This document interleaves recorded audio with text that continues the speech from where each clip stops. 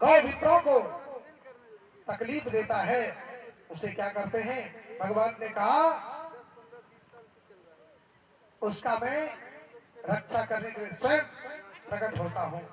और आज बेन के अत्याचार से दुखित होकर के महाराजा अंग तो गुफा में छिप गए। उधर राजा बेन अंग ने अपना साम्राज्य बिछा लिया, सब कुछ बंद करा दिया। अरे बोले अगर यज्ञ ही करना हो, ज्यादा जरूरी है तो बेनाए स्वाहा बोलो। इस प्रकार ऋषियों ने आकर के समझाया कि देखो भाई, हे राजन, तुम्हें यज्ञ पुरुष भगवान का अपमान नहीं करना चाहिए। ऋषियों को ही जो भला बुरा कहने लगे, ऋषियों ने ऐसा अहंकार भरा कि वह बेन वहीं पर जमीन पर धाम से गिर पड़े और वहां उसका प्राणो अंत हो गया। श्री राधे का प्राणो अंत हुआ तो ऋषियों ने सोचा हम तो जो है उसे सुधारना चाहते तो पूरे ही सुधर गए। और फिर उसके दाहिने जांघा का मंथन किया है, काला पुरुष प्रकट हुआ। बोले महाराज जी क्या करें? बोले बैठ जाओ। फिर दोबारा मंथन किए हैं तो महाराजा पृथु और माता अर्ची प्रकट हुई है, जो शंख चक्र गदा पद्म आदि उसके जो है पद्म चिन्ह है।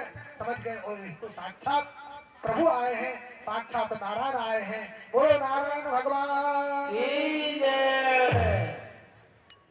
इस प्रकार से महाराजा पृथु ने बड़ा सुंदर राजकाज को संभाला है। सभी प्रजा आ गए कि महाराज हम लोग जो भूखे हैं। बोले कर्म करो। कर्म क्यों नहीं करते? बोले करते तो खूब है पर बचता कुछ नहीं है। बोले ऐसा करो, मैं अभी जो है पृथ्वी को बताता हूँ। धनुष बाण उठाया है, पृथ्वी माता गौ रूप में प्रकट हो गई। बोलो पृथ्वी महारानी की जय। उन्होंने कहा महाराज आपके पिताजी दुष्ट थे, दुरात्मा थे। जब मेरे ऊपर पाप होता है तो मैं समस्त तत्वों को अपने अंग में ले लेती हूँ, लेकिन आप जैसे धर्मात्मा राजा जब आ गए तो समस्त तत्वों का आप दोहन करें। और समस्त तत्वों का दोहन किया है, बड़ा सुंदर राजकाज चलाया है। इसी वंश में चल करके आगे प्राचीन बलि की कथा आती है, पुरंदर की कथा आती है। एक दिन एक महात्मा है समाज रूप से, जो यमुना जी में बैठ करके भजन करते हैं जल के अंदर में। उसका नाम है सौभरी ऋषि। सौभरी ऋषि ने जल के अंदर में एक मछली को जल कीड़ा करते हुए देखा तो सौभरी ऋषि के मन में काम वासना उत्पन्न हुई। जल के अंदर से बाहर आया है और जल के अंदर से बाहर आया तो पूछा कि भाई इसमें कौन सा मनमंत्र चल रहा है? बोले अमुक मनमंत्र चल रहा है। बोले इसके राजा कौन है? बोले महाराजा मानधाता, जो भगवान राम की वंशज है।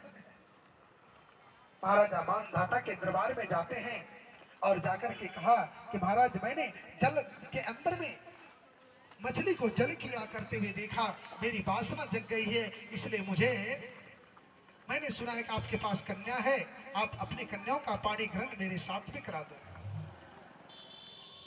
राजा ने बड़ा मखौल किया क्योंकि मैं थोड़ा सा आपको सौभरी ऋषि का स्वरूप का दर्शन करा दूं।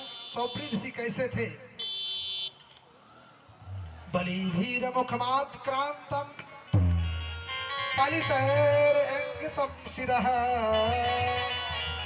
गात्राणि मम शिथिलायन्ति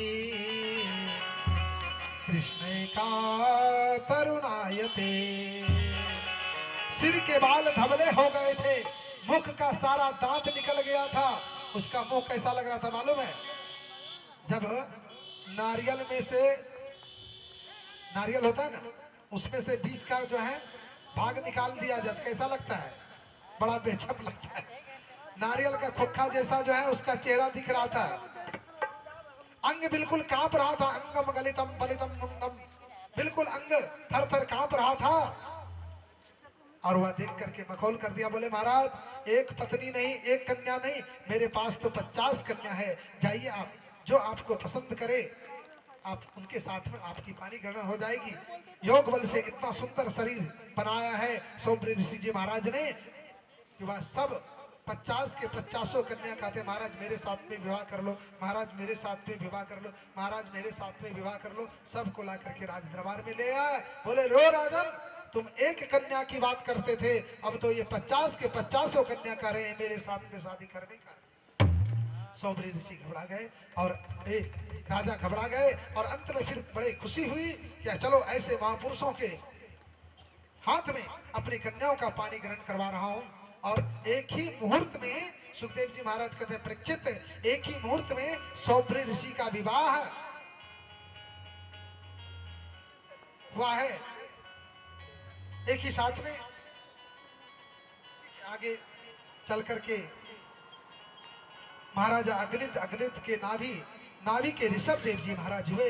ऋषभ देव जी महाराज ने अपने 100 पुत्रों को उपदेश देते हुए कहते हैं, हे पुत्रों, महत सेवा उदार माहुरो विमुक्तः तमोद्वार योषिते सांगी संगम महांतस्ते समचित प्रशांता विमन्मयः सु हृदय साधवोषी। ऋषभ देव जी महाराज ने कहा, बेटा देखो, संसार में 2 मार्ग बताया गया है।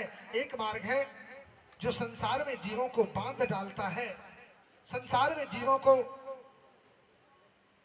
कर्म बंधन में फंसा देता है।